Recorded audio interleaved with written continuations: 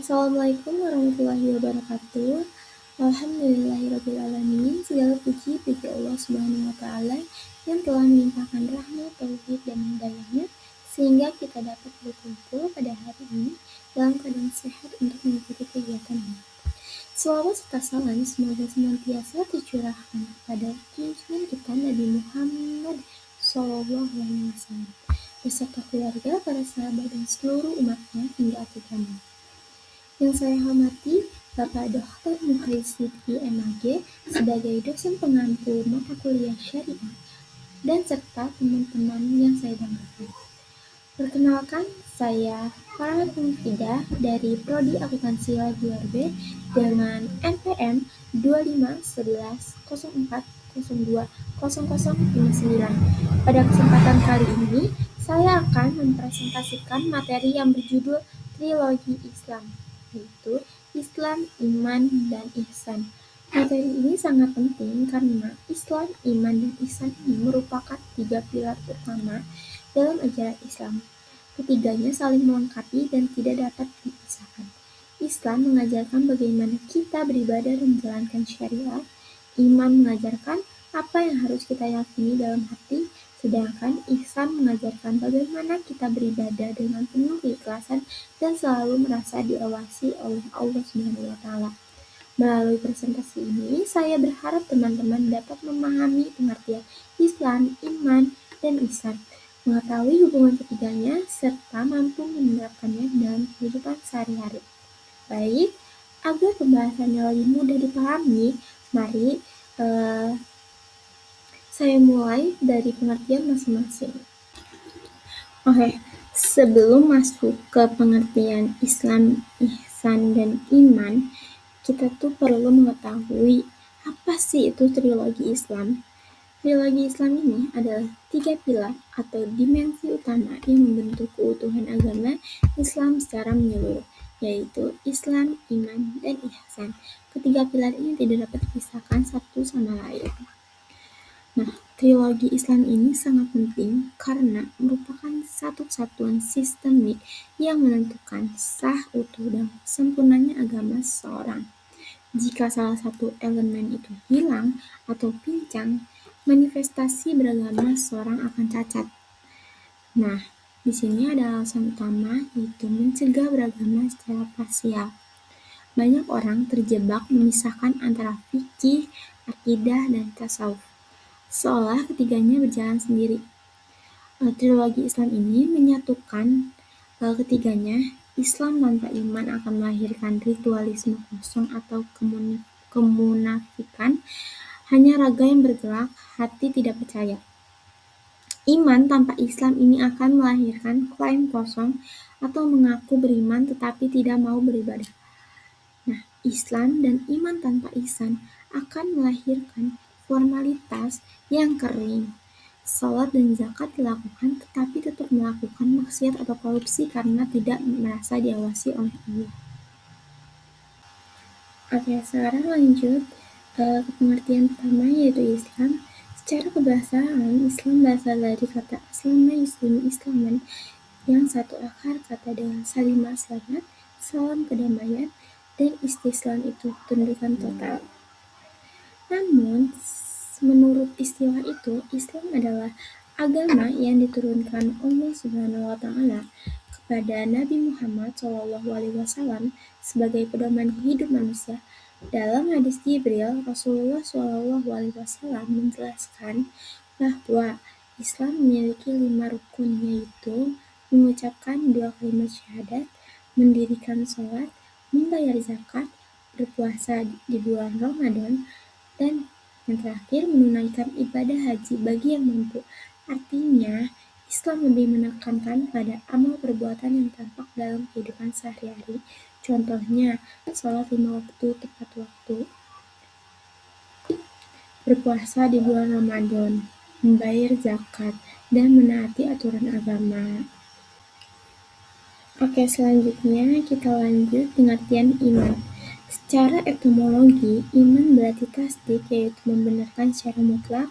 Para ulama Ahlus Sunnah wal Jamaah mendefinisikan secara integral tasdikun bil qalbi itu diyakini hati, iqrarun bil lisan diucapkan lidah, dan amalun bil arkan dibuktikan dengan organ tubuh. Iman berarti percaya atau meyakini dengan sepenuh hati. Dalam Islam, iman bukan hanya diucapkan dengan lisan, tetapi juga diyakini dalam hati dan dibuktikan melalui perbuatan. Iman memiliki 6 rukun, yaitu iman kepada Allah Subhanahu wa Ta'ala, iman kepada malaikat, iman kepada kitab-kitab Allah, iman kepada para rasul, iman kepada hari akhir, dan iman kepada qada dan qadar. Iman menjadi dasar bagi setiap amal. Tanpa iman, ibadah yang dilakukan tidak memiliki landasan keyakinan yang kuat. Contohnya, seseorang tetap jujur ketika tidak ada yang melihat karena ia yakin Allah selalu mengetahui segala perbuatannya.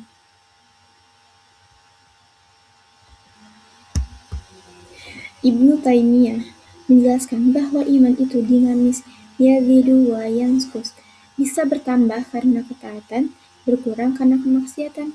Iman adalah energi penggerak. Seseorang tidak akan mau mengorbankan hartanya untuk zakat jika di dalam hatinya tidak ada kepercayaan pada janji Allah. Jadi iman adalah jangkar internal dari setiap tindakan eksternal kita. Oke, selanjutnya di sini ada pengertian ihsan. Ihsan berakar dari kata ahsana yusinu ihsanan, yang berarti memperbagus, memperindah, atau mencapai tingkat mutu tertinggi, yaitu kesempurnaan.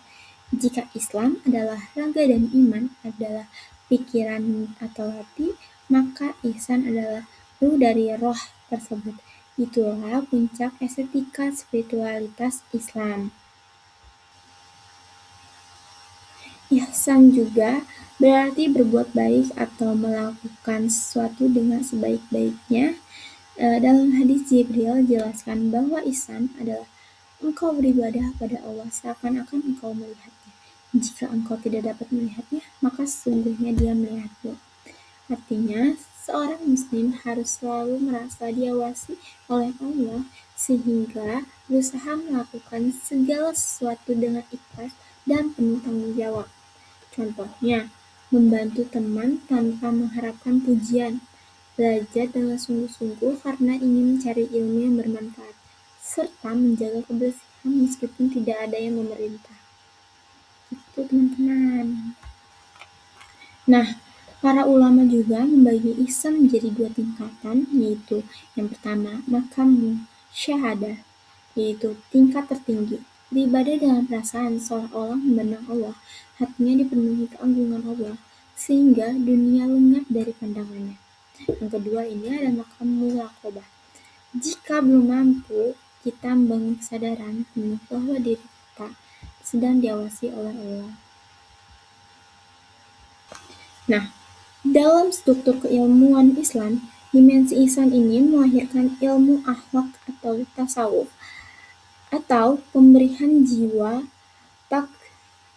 tazkiyatun nafs. Ihsan menjamin kualitas mutu dari Islam dan iman kita. Seorang yang mengimplementasikan ihsan tidak akan melakukan korupsi meskipun ada kesempatan karena ia sadar radar Tuhanan selalu mengawasinya. Oke, selanjutnya kita akan membahas tentang penerapan Islam. Kalau poin sebelumnya berbicara tentang hati, penerapan Islam ini fokusnya ke aksi nyata atau tindakan fiksi kita sehari-hari. Di sini kita dibagi menjadi 2 aspek. Yang pertama ini dari aspek ibadah.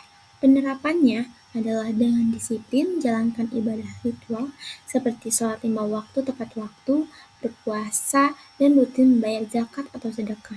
Nah, yang kedua ini dari aspek sosial.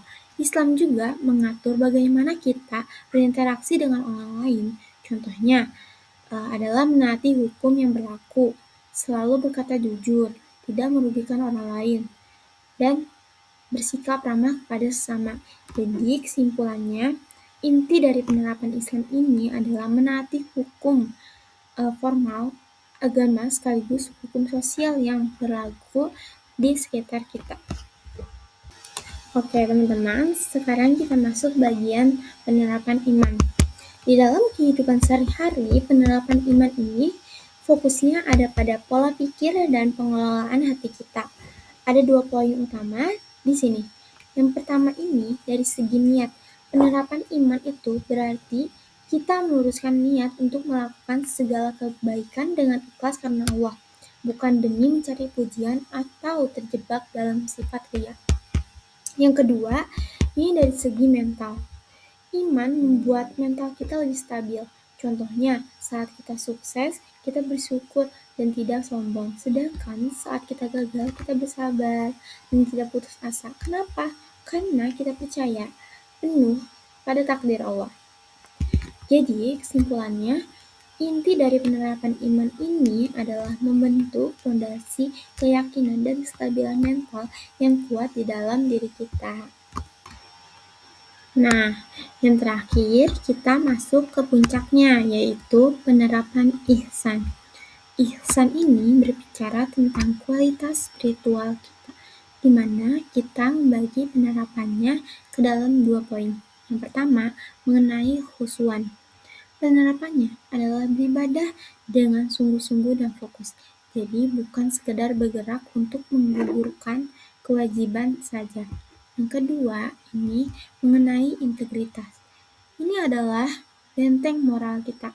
Seseorang yang menerapkan ihsan akan tetap menjaga moralnya dan menolak berbuat curang seperti menyontek, mencuri, atau korupsi di tempat sepi sekalipun. Kenapa? Karena ia sadar penuh bahwa pengawasan Allah itu tidak pernah libur.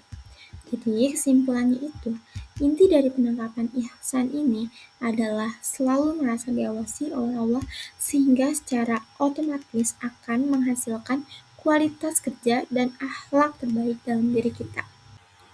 Nah, teman-teman, biar lebih mudah membayangkan bagaimana hubungan antara Islam, iman, dan ihsan, kita bisa menggunakan analogi sebuah pohon. Ketiganya adalah satu kesatuan utuh yang tidak bisa dipisahkan. Yang pertama ini ada iman. Iman ini adalah akar. Akar itu posisinya di dalam tanah, tidak kelihatan. Tapi dia adalah fondasi utama. Kuat atau tidaknya sebuah pohon tergantung seberapa kokoh akarnya menancap. Begitu juga hidup kita. Semua tindakan harus didasari oleh iman dan keyakinan hati yang kuat kepada Allah. Nah, yang kedua ini Islam. Islam ini adalah batang. Batang adalah struktur fisik yang tampak di permukaan. Kalau dalam beragama, batang ini mewakili syariat atau ibadah ritual kita yang kelihatan, seperti sholat, puasa, dan perilaku sosial kita sehari-hari. Nah, yang terakhir ini ihsan. Ihsan ini adalah buahnya. Buah adalah hasil akhir yang manis dan bisa dinikmati oleh banyak orang. Ini mewakili kualitas spiritual dan akhlak mulia kita. Seorang yang merasa selalu diawasi Allah, hidupnya pasti menghasilkan buah berupa kebaikan bagi lingkungan sekitarnya. Jadi kesimpulannya itu, pohon yang sehat butuh akar yang kuat, yaitu iman. Batang yang kokoh, itu Islam.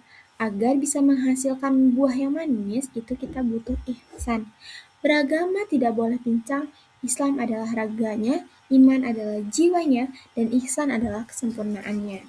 Dari apa yang sudah saya sampaikan tadi, bisa disimpulkan bahwa teologi Islam ini adalah satu kesatuan utuh yang membentuk kepribadian muslim yang paripurna, di mana hubungan ketiganya dapat dianalogikan seperti sebuah pohon.